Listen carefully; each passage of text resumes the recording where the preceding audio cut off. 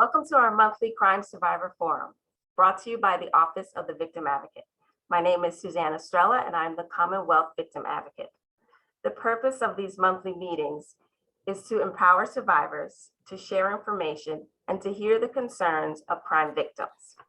This is a public space, and this conversation will be uploaded to our YouTube channel so that people can listen at any time.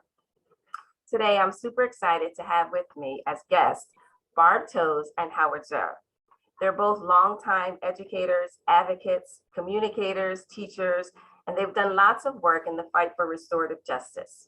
Today, we're going to be discussing their new book, Still Doing Life, and an old favorite, Transcending. I'm going to give each of them a minute to introduce themselves to our audience and to say hello. We'll start with you, Howard. Thank you, Suzanne. Yeah, hello, and it's really good to be with you and be working with OVA again after these years. I'm a professor at Center for Justice and Peace Building at Eastern Mennonite University.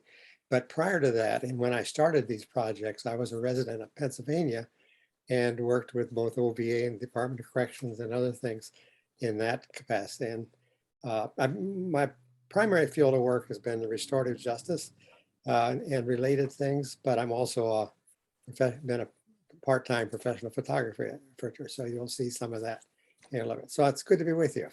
Thank you. Barb? Hi, so glad to be here. I'm Barb Toews. I am a longtime Pennsylvania resident, but I don't live there anymore. I am currently out in Tacoma, Washington, where I teach criminal justice at the University of Washington, Tacoma. And when I lived in Pennsylvania, I was the director of Lancaster's Victim Offender Dialogue Program and also did restorative justice work at the Pennsylvania Prison Society. So this book is just really important to me because of my connections with people in prison, and also was a facilitator and trainer for the OVA's dialogue program. So really happy to have this opportunity to come back on this project and be with you all. Great. Such a small world. Isn't it funny how you both come back as Pennsylvania residents and gone out, and now here we are back again talking about this issue and how it directly relates to Pennsylvania. But before we get started talking about the books, let's just give our audience some background information. And can you tell us a little bit about what is restorative justice? That's a good question these days, because it's a term that's used a lot and often misused a lot and misunderstood. Some people think it has something to do with forgiveness. Well, let me tell you, it doesn't. Some people think it just means victim offender dialogue.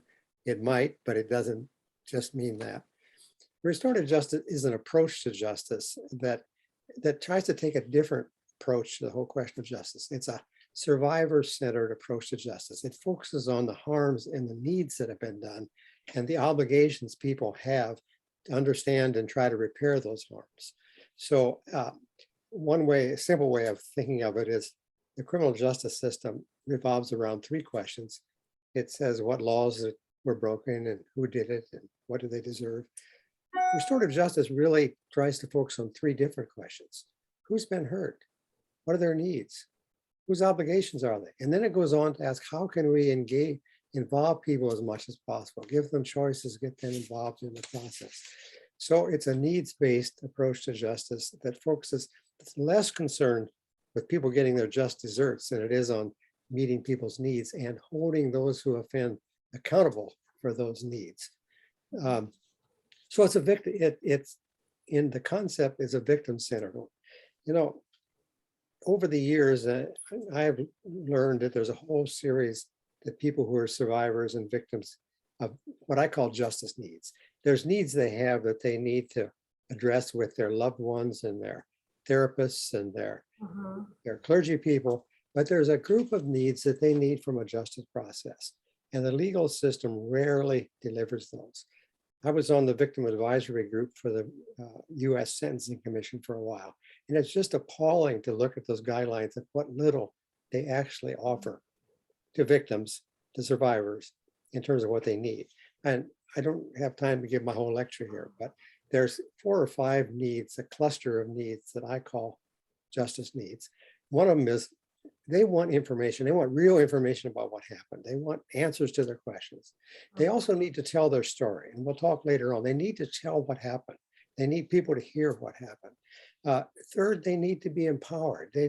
Someone has taken power away from them. They need to have power returned to them.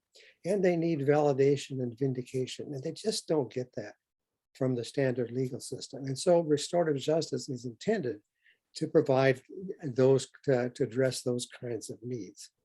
I would also say that one of the foundational values of restorative justice is the principle of respect, the idea of respecting everyone.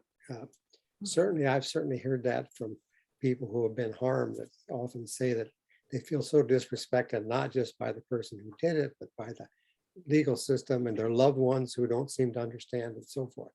So what I am really interested in is humanizing the people involved in this. That's part of the respect process, getting beyond stereotypes and seeing real people. And that's, to me, a fundamental restorative justice principle, and partly leads us into why we did this project. Mhm. That's great. I think it's really important to hear you say that restorative justice is victim-centered. I think that that often gets misunderstood sometimes when people are talking about that. So I'm glad that you brought that out. And then you talked too about storytelling, and that's kind of what we're going to hear a lot about today when we look at the two books, both Transcending and Still Doing Life. Tell us a little bit about the books and the motivation for the books. They back in '96, I did a book called Doing Life that was portraits and interviews of men and women serving life sentences. I just really wanted to get us beyond these debates we have. You know, our debates are usually in terms of stereotypes and generalizations. Mhm. And I wanted us to meet real people, and I wanted to know what they had learned about life, given their experiences. So I'd done that book, and then I always kind of wanted to go back, but it didn't really work.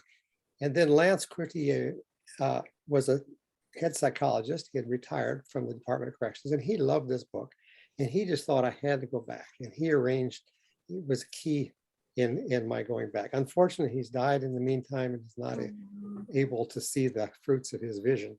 But so I got to go back and re-photograph and interview about 22 of the men and women that I had originally done. And I was really interested here in how they were doing, how they're coping, what they were learning about life. So those are those two books. Now, the other book in between, I did a book and I cooperated with OVA, and partly in this book, was a book called Transcending, Reflections of Crime Victims. And I did a similar thing. I interviewed and did portraits of victims of crime, very severe crimes, survivors of homicide who had lost, families who had lost somebody to homicide, victims of child sexual abuse, all kinds of things in the US and Canada. That was the first book was Pennsylvania only. This had a lot of Pennsylvania people in, but it was beyond that. And we can talk a little later about what I could say. I guess you want me to talk a little bit about why I did that? Yeah, please.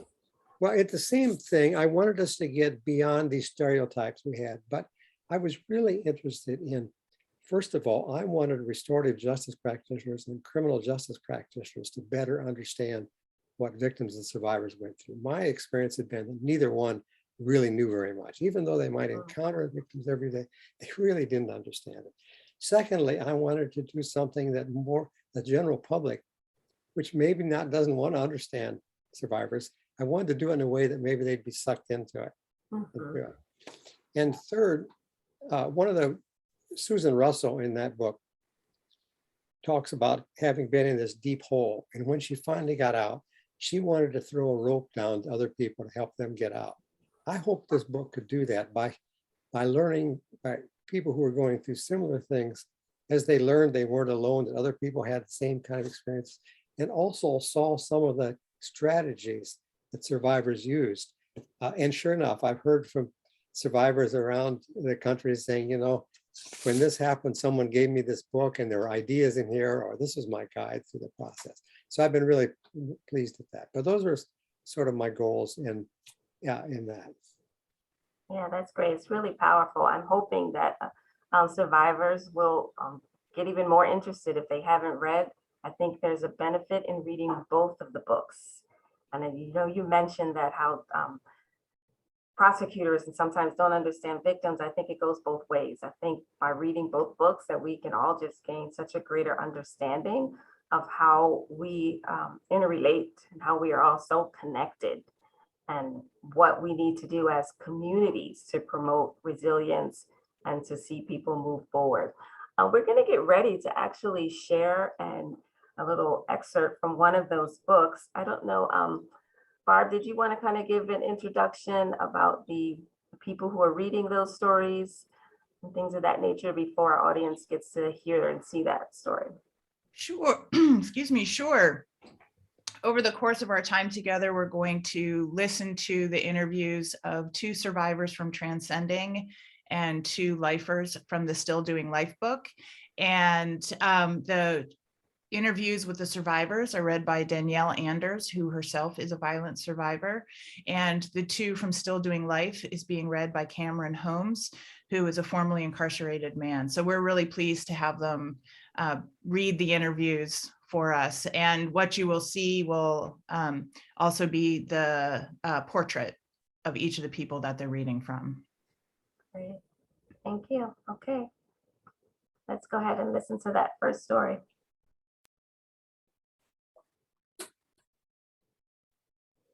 My son was an artist and had a degree in visual communications. He was very much a homebody. He never missed coming home for dinner on Sundays, and we had a very close relationship. He was planning to go back to school and was driving a cab as a kind of stop-off. At 4 p.m. on an afternoon in October 1994, he picked up 2 young men, 14 and 17 years old, at the train station. When they got in the car, they said, "This is a stick-up." He got out of the car and turned his back, and they shot him. In the beginning, I didn't want to live. But then I got to a place where I felt I have to go on with my life. I have my other children, and I have to help them get through this too. My grandson was killed 3 months before, shot in the head in a drive-by shooting. He was killed in July, and I was trying to help my other son through this. He was a single parent because my grandson's mother had passed away. Then my son was killed in October. The very same chaplain that met me at the hospital when my grandson was shot was the chaplain that met me when my son was shot. She could never get over that, and neither could I. I remember thinking right away, I don't know why this happened, but it's happening. And I've got to find a way to live with it. I understood that no matter what happens, God was there with me. I really did some earnest praying, asking God to help me. If I wouldn't have been strong in my faith, I probably would have lost my mind. Sometimes it was kind of scaring me that I wasn't angry. I was angry to an extent, but I never felt rage. I feel strongly that if I take on anger, it will overpower my ability to go on and to put my pieces together for me and my family. That's more important than being angry. You have to choose what you're going to allow to bother you, because otherwise you can't get from point A to point B. So I concentrated on surviving and helping my family through. And these experiences pulled my family very close. We always had family time, but now we have family time together every Sunday. We all try to keep in very close contact. I'm a district justice and had been just sworn in for another term. I made the decision that I was going to complete my term because that's what I needed and what my son would have wanted me to do. I did take a leave of absence for about 6 months. My counselor said, life is like riding a train. Every now and then, it's okay to get off and plot your way. That's the way I was feeling. I just needed to get off for a while and find my way. The offender who shot my son got a life sentence. I felt the system worked and justice was given, but there's still loss on each side. It's unfortunate because 2 lives were taken. The life of the 14-year-old who shot my son and my son's life. I haven't really put into words that I have forgiven them, but it is in my mind that I need to work on that. I can't say it's a heavy burden, but I think when I can say freely that I've forgiven them, then I'm there. I don't know whether to use the word healing, but maybe it is the proper word in that respect. When I can actually say I forgave them for what they did. I've never really said that. To some extent, I feel sorry for them. It must be a horrible thing for the 14-year-old to be in prison for the rest of his life. But I feel more anger towards his mother than toward him.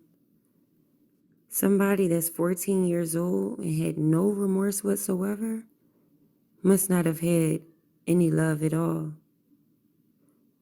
At least I can say I have some very good memories of my son. He never harmed anybody that I know of.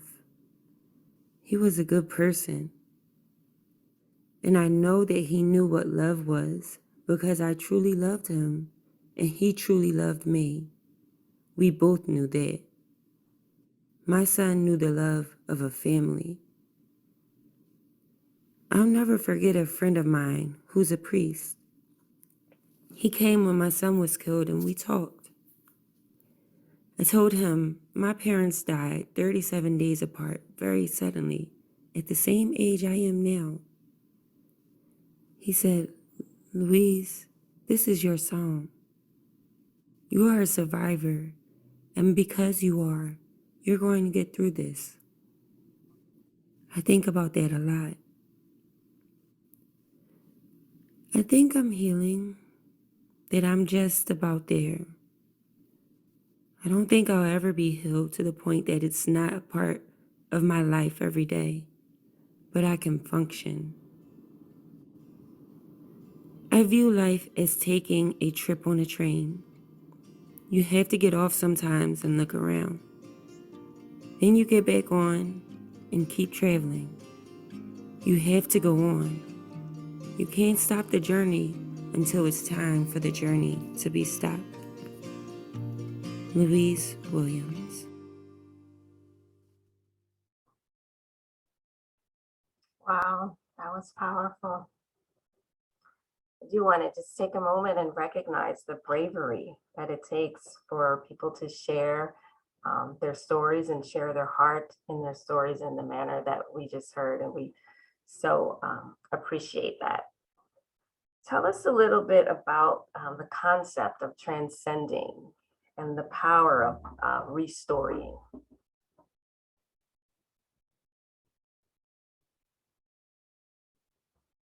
I think you're still on mute.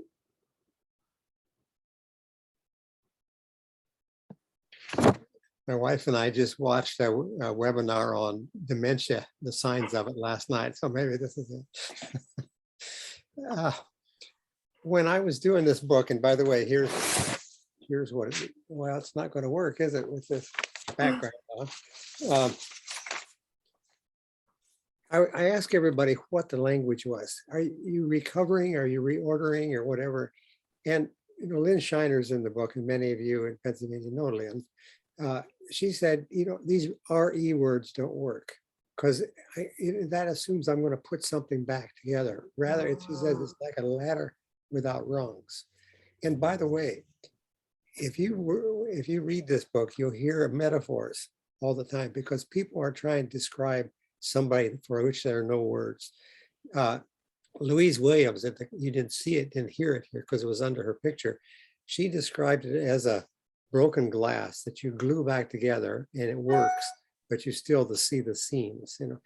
I had a psychotherapist friend who said, my job when I work with someone who's been through trauma is to help them discover, identify the metaphor of trauma that's governing their life and find a new metaphor that's going to guide them into the future. And that's partly what restoring is. So as I worked with this, I found this word transcending, and it seemed to resonate with people. If you read the dictionary definition, it's things like triumph over the negative, rise above or extend beyond ordinary limits. And that's what I was hearing. Our sense of safety, our sense of identity, our sense of meaning is in our stories. And one of the essential parts of trauma is that it disrupts our stories. And so reordering, recovering, transcending this requires us to restory our lives. We're trying to find new meaning. We're trying to incorporate this terrible thing into our story. You can try to block it and not talk about it, not think about it, but it's pretty dysfunctional. So you have to find ways to draw it in. And we do that by telling our story and finding language that we can live with. It's about drawing boundaries around in that. It's about realizing that this is not a story of humiliation, but rather a story of courage. So it's partly restoring that. It's finding new metaphors. So to me, the idea of restoring, and that's why a justice process needs to allow people to tell their story in their terms. That's an important part of transcending, I think. Yeah, I agree.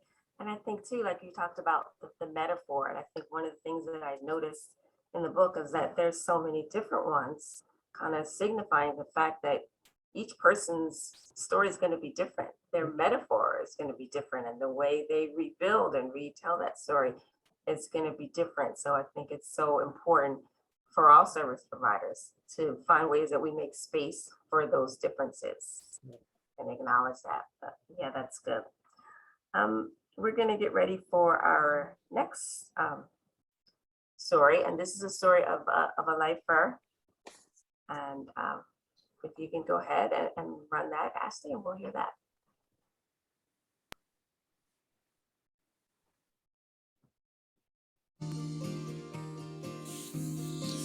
I've been incarcerated for 42 years.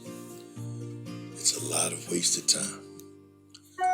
I've become a grandfather and a great-grandfather. It was hard enough watching my children grow up. Now I'm watching my grandchildren become young adults.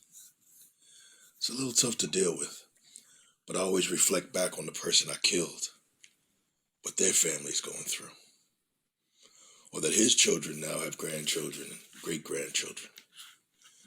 At least I get to interact with my grandchildren and my children. I'm thankful for that. What keeps me going is that I've educated myself. I got my Bachelor of Arts degree from Villanova. I was in the dental lab for 9 years. I got involved in different programs, Restorative Justice and Alternatives to Violence and groups like that. I read a lot more now since I graduated from college, and I feel as though I can be an asset to young people coming in here. I have hope. I've always had a great spirit, even before I came to prison. The way I keep it up is that I mind my business, educate myself. I want to be a better person now than when I first arrived. I talk to young people a lot. I try to help them, give some of my education back to them. Things like that keep me going. I'm self-motivated and I take pleasure where I can find it. And I've always been a smiler ever since I was a kid. It's part of my DNA. I do have down times. I lost my mom several years back and it's still a soft spot for me. But I have to go on and do this time. I told myself when I first was incarcerated, your main focus is to survive. And I do that every day. I take that from my reading about the slave period. The older people said, don't go out there starting problems, because the one thing we don't need if we are to survive is to cause problems and have everybody killed or harmed. If we survive, we can reach greater heights. That's my motivation. I like reading things by and about African Americans. I just finished reading the 2 Barack Obama books, Dreams from My Father and The Audacity of Hope. I've learned that no matter where you are, what you do, who you are, or who you think you are, you always have to give back. You have to reach down, reach back, and help others. And you can't do it for something in return. It's little things like writing or reading a letter for somebody, or sharing books with people who might appreciate them. I give my time to young people because I wouldn't want my children to come into this institution and not have somebody who's older that they could look up to and be friends with. I tell them about my process and what I've been through, and they sit there listening. They don't cut me off. They allow me to speak. I always felt I should have been a counselor. I have a lot to say to them about how they should conduct themselves and what they should be getting involved in. I've always believed in the philosophy, each one teach one. I'm proud and satisfied where I am right here, other than the fact that I don't know if I'll ever get out. I think I've done everything that's humanly possible to show that I deserve a second chance. I hope others will think so too.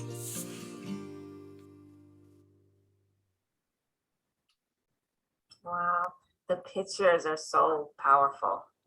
It just does kind of individualizes that hey, these are real people that we're talking about. And then when the spans of time, it's honestly, I think it's difficult just in your every day to put a picture to that when you say someone's doing life or someone's doing 40 years. But when you look at a photo like that, it really brings another level of understanding to that. I know through our office, we have several victims who are registered with our office, who the person in the book, Still Doing Life, was the person who victimized their loved one. And they had a few questions. And one of those was, did the individuals receive payment for sharing their stories with you all? Yeah, so as far as getting payment for being in the book, royalties or payment or anything like that, they did not receive anything for being in the book. Now, the publisher received funding from Art for Justice to do a traveling as well as a gallery exhibit of some or all of the photographs and some excerpts from the book. And part of that funding was to give them an honorarium as a thank you for allowing their words and their images to be used beyond the book. So for the book, no, but they are getting a little honorarium for the gallery, for the exhibits. Okay, and we do also want to let crime victims know, if you are a victim and the individual was featured in the book, then you can send a message to OVA and we can make sure they have generously offered to give you a complimentary copy of the book, and we can make sure that that happens. When we think about the story we just heard, tell us about punishment versus accountability and how those concepts kind of fit into that story. Sure. And just a quick update on Bruce, since we're going to talk about his story. Since the interview in 2017, he has died, and he died from COVID. He actually had a unanimous recommendation for commutation, and his application was on the governor's desk at that time. And unfortunately, he died before it got signed by the governor. So just a little bit update on his situation. As far as punishment and accountability, if we think back to restorative justice, as Howard was telling us about it earlier, the philosophy is really focused on repairing harm and really holding people accountable in a really meaningful way for for the hurt and harm they've caused other people. And so what we hear in what Bruce is talking about, some of those things that suggest accountability and things that he's doing while he's in a context of imprisonment that's really focused more on punishment than on actually being accountable.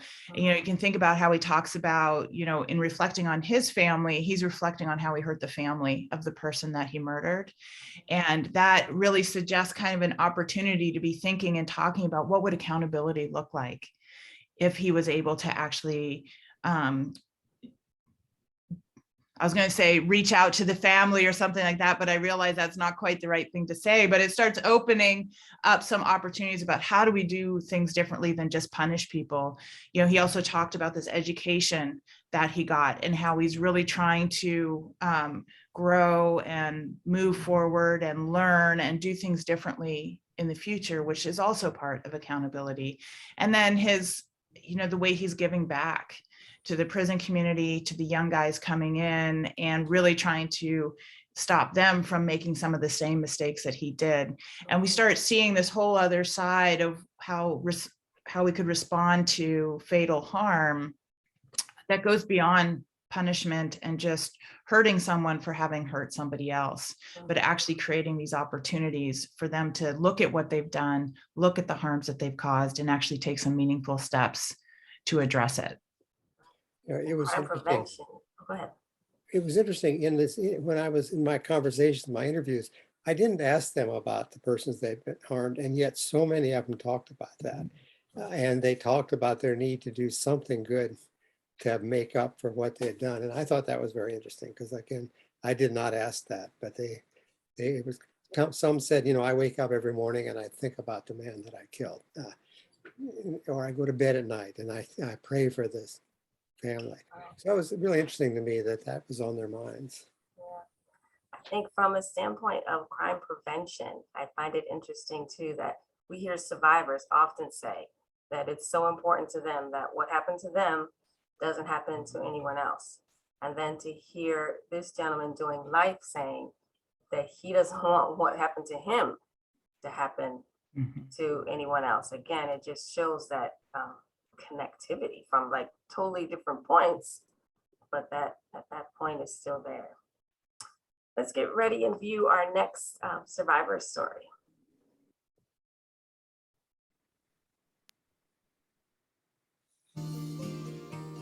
My older sister's marriage broke up.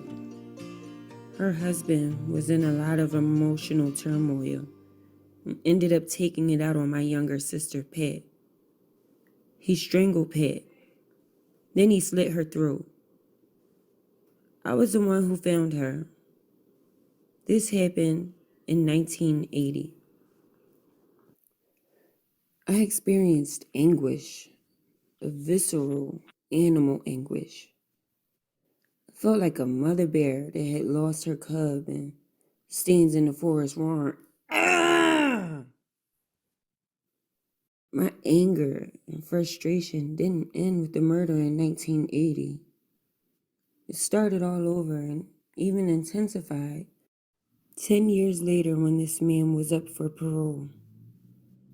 A few years after my sister's murder, I joined the police force. I know now that doing that was part of my escape. I took on a mission to try to block my pain. I needed to help other people, to feel like I was doing something. I didn't look at my feelings until 13 years later. It took me that long to realize that I was in trouble emotionally. In 1991, I found out that this man had been released on parole and I had not been notified. He was in a halfway house in the same area that I policed. That upset me. What would have happened if I had seen him or had to pick him up? What would I have done? I carry a gun. My fear of my level of rage was a trigger for me to do something about myself.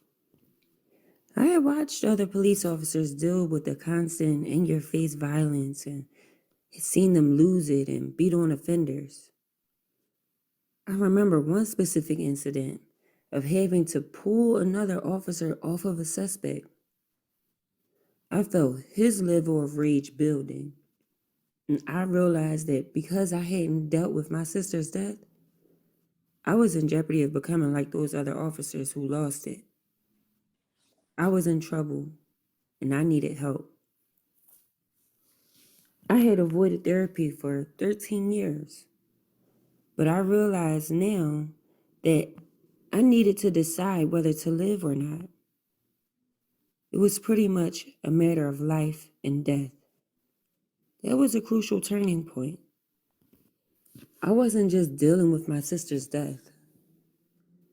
It took 3 years of therapy to identify my other personal traumas. I call them trauma bubbles because they're all self-contained and yet they connect. You don't just deal with them one at a time. Think of it more like peeling onion layers. It's like destroying an old structure and rebuilding. There are times when I felt I wasn't going to survive the process, but then I would start to visualize the building of a new structure. I saw mine as a huge cliff. It's like in Sleeping Beauty, that huge cliff where they have a battle. It's dark and jagged, and you have to fall off of it before you can move to the other side of this beautiful mountain. Still a climb to get there, but it's like visualizing a feeling of health and strength. 13 years after the murder, I got involved with the Victim Offender Mediation Program. My first meeting with the offender was satisfying simply because I was validated in my opinion of the man. He denied responsibility, blamed the system for his problems, defended himself. I just got angry, but that's stronger than feeling vulnerable. I thought, okay, he's in jail and that's where he needs to be. The second meeting, at his request, was terrible. He hadn't changed. He had no remorse, no recognition of the trauma he caused others, including his children. I remember feeling, I don't have to participate in his rehabilitation. I don't need to take on his stuff. I've made another choice. I don't want just to function. I want to heal. I want to transcend this. And I feel that I'm 70 to 80% there. I am actually starting to be able to visualize excitement for living. The enthusiasm is not always there, but I've visualized crossing the border from victim to survivor. I'm still a work in progress. Kim, Yusika. Yeah, that's another powerful story. I'm sure that's going to resonate with a lot of survivors. From what we know as service providers, so many people don't address their traumas right away. Just like she mentioned, years may go by before the trauma is even addressed. And I love the part where she says that she doesn't have to be a part of his, figuring out his mess if she doesn't want to. To me, that's so powerful, and I think that's going to help a lot of people just to hear that from another survivor. But I'm going to ask you guys to talk about. She mentions in there some restorative justice, like victim offender dialogue type programs. Talk about those when a meeting is not wanted or possible. What does that look like? When we're talking about restorative justice, as Howard said earlier, it doesn't require victim offender dialogue. It doesn't require people to come together. And I think we often forget that and we start talking about them as if they're the same. And there are so many different ways to do restorative justice and answer those questions that don't require people to come together. And so it's a matter of, if they don't want to meet, what are the other ways to get some of the survivors' needs met? If they have questions, how can those questions get answered without having to meet face-to-face with that person? If they're needing some kind of tangible repair, how can those repairs occur without that direct face-to-face meeting? And there's other ways to do it. And, I think when Kim says that she's not responsible for his rehabilitation, what's most important is that survivors are always in control and making the decisions about how this is going to happen and what they're going to be part of and what they're not going to be part of. And, I also think about when I got trained by the OVA to do victim offender dialogue, not all those cases come to an actual dialogue. People may start the process and decide they don't want to do it anymore. And, I remember being taught that the way we talk about that is that it's significant work done. It's not a failure. Right. Other things happen.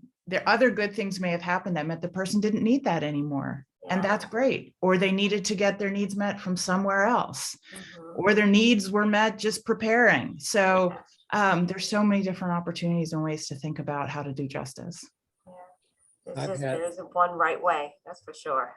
Well, I've had situations where I was asked by the survivor to go in and talk, to get questions answered. They didn't want to meet with the person, but I went in and the person was willing to answer the questions, and I conveyed those back, and the person said that's what they needed. So it is, we should say that this case, this victim offender dialogue was not in your program. It's Canadian. And it's unusual for someone to meet with a person in prison who is not admitting they did anything. So this was kind of unusual in that set. Yeah, for sure. Yeah, we do lots of screening on our end before they ever come to a time of actual meeting, if that is what the survivor decides that they want to do. But I think it's just important to point out that that can look so many different ways, and there isn't one right way that works. It really is depending on what empowers that particular survivor. Yeah. All right, we've got one last story that we're going to hear. Ashley, if you can play that.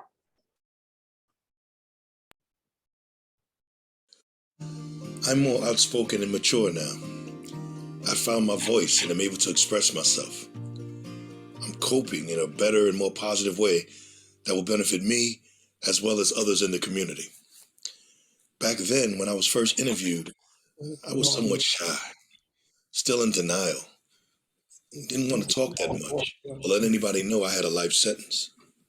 I still have the same determination to do positive things and give back to other people and change their lives for the better. I took a life, now I try to save lives. Even though I'm here, I can still make a difference and guide other people in the right direction. Peachy was definitely an influence on me. She met me at a time when I was in my 20s, acting like a little kid, running around and doing the wrong things. I had all this potential, and Peachy brought that out of me. It was a sad day when she passed away on Palm Sunday. It was like the whole campus stopped because she inspired so many people. I spent years and years facilitating groups, everything I could grab, inspired by Peachy. I worked 10 years in the drug and alcohol therapeutic community. I recently became a certified peer specialist. I go all over campus helping the young offenders, letting them know that even though they're here, they still can make good choices and not repeat their mistakes. I go door to door in the mental health unit, inspiring and motivating people, letting them know that there is hope. They can change. People have done it. I also work in admissions, so I talk to women as they come to the prison, letting them know about all the positive this institution has to offer. People come here and make things so much harder for themselves than it has to be. They come here with 2 to 4 years and end up doing the whole 4 years when they don't have to. It's all in the way we think. If you think positive, 9 times out of 10, you're going to do positive things. If you think negative, your behavior is going to reflect that. In 1993, I came close to getting my degree before they snatched away the Pell Grants. I had training for the hospice program. I worked in Project Impact for 5 years. I received the Lisa Wagner Award in 2004 for all the good things I've done as far as school. I received the Inmate of the Year Award in 2006. I've been doing a lot of positive things for a long time. Even though I don't know what the future holds, I'm determined to stay on the straight and narrow and continue to help other people. Pay it forward. Teach others what somebody taught me. That's what I do mostly, even on weekends. These activities make me feel good about myself, knowing that I'm helping change other people's lives. I'm very busy, but I make sure to get my rest. It's mandatory, or I wouldn't be able to do any of this. Most of the older lifers are mentors. You have some lifers, sad to say, who are still bitter, angry about their situation, like there's no hope. Then you have the ones like me who just want to make the best of our situation and help others along the way. People ask me, "Oh my God, how do you ever do so much time?" I say, well, I have no choice in the matter. All I can do is the best I possibly can. Take one day at a time, sometimes 1 second at a time, and keep my head up high and be as strong as I can and give back to other people. I always remind my family that I'm strong and tell them all the things I do every day. I don't want them worrying about me. Some people go by what they see on TV, and they don't know. They never been here. So it's our job to let them know that we're okay. I try my best to keep them strong and let them know that I'm taking good care of myself. Thank God my son has never been in trouble. Doing Life is in the library. It reached all over the campus. A lot of people really appreciate that, and a lot of them didn't know about life sentences. Some inmates walk by us every day and don't have a clue unless they sit down and talk to us. The book brought up a lot of people's awareness about life sentences and how we cope with it from day to day. It has taken me many years to forgive myself for the wrongs I've done. I didn't have any right to take the life of another human being, and I have deep remorse for doing so. If I could turn back the hands of time and make a difference, different choice, I would. But I can't. Today, I'm still suffering the consequences for my actions on that fateful day, 37 and a half years ago.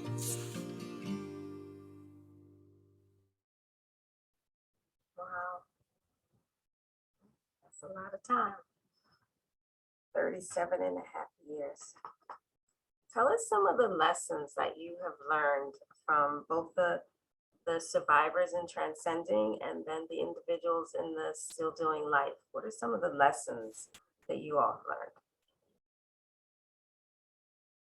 Well, I've noticed some of the common themes. We talked about how people who've been victimized and have experienced harm have to restore their lives. Well, what I've discovered is that lifers do too. They have to find new meaning.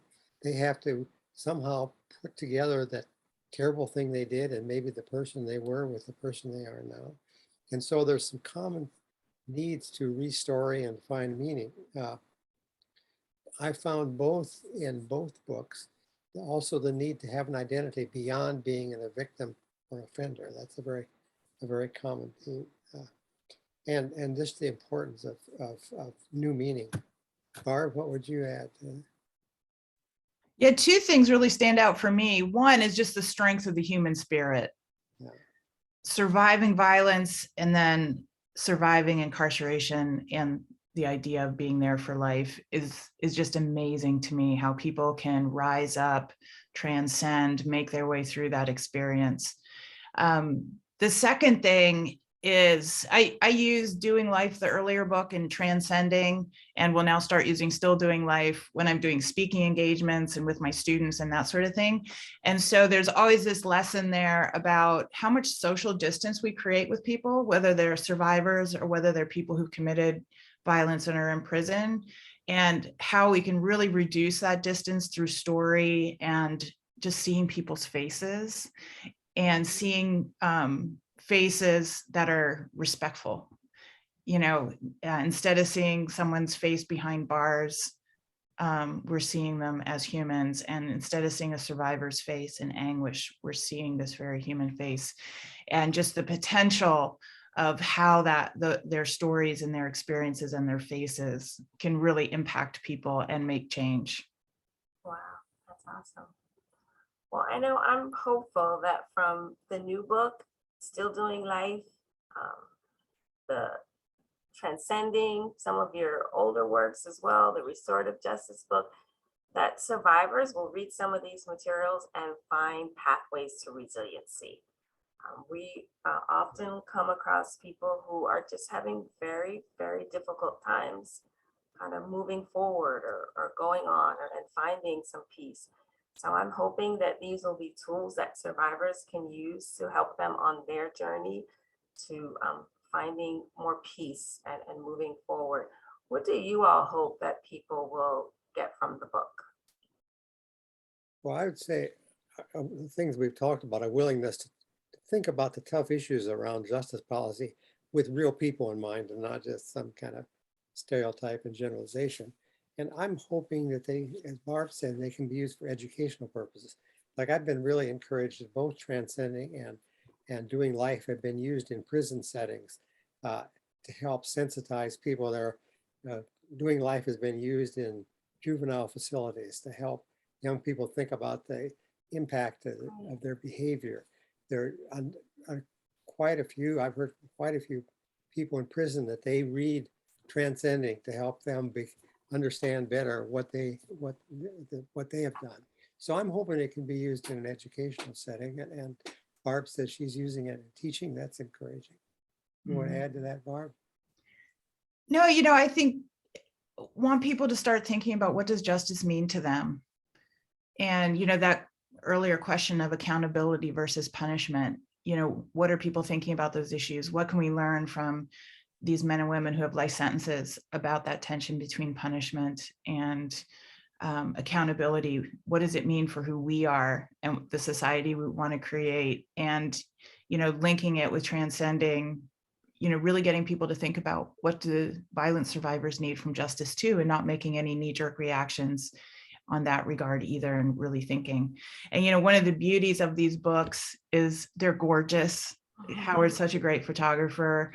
They're so well published, and they just are great on your coffee table. And I think there's so much potential to just like when you have people over casually saying, oh my gosh, you have to read this experience that Lynn had, or you have to read about Yvonne, and there, I think it makes it so easy to have some of these difficult conversations and really encourage people to reflect.